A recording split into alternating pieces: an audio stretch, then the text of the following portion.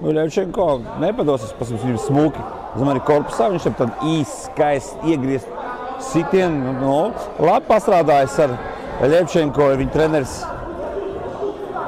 Sergejs Volodiņš, kurš kādreiz arī bija profesionālais boksers, pabeidzis LSPA, man liekas, viņš pat ir LSPA maģistrs, ļoti izglītots boksa treneris, sportists, bijušais, jā.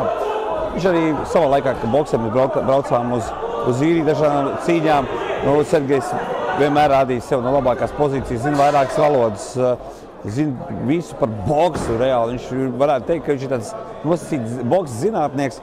Un tad, lūk, arī viņš, kā es arī programmas sākumā teicu, Sergejs Volodiņš ir izveidojis klubu Maskačka Boxing, kas ir bezmaksas nodarbības priekš jauniešiem.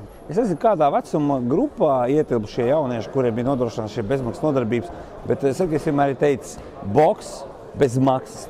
Tas ir viņa sauklis, boks bez maksas, jo savulaik Andrejs Dolgovs arī deva viņam iespēju trenēties bez maksas, un tie, kas brauc puišu sacensībām, viņam bija tādi bonus un tā tālāk. Un viņš šo Andreja Dolgova ziņu, viņa šo skolu dod tālāk un dod jauniešiem iespēju trenēties, savu laiku pavadīt kvalitīvi, sportiski, attīstīt sevi un fantastiski. Es domāju, ka Sergejam Volodiņam vajadzētu pienāktos balvu.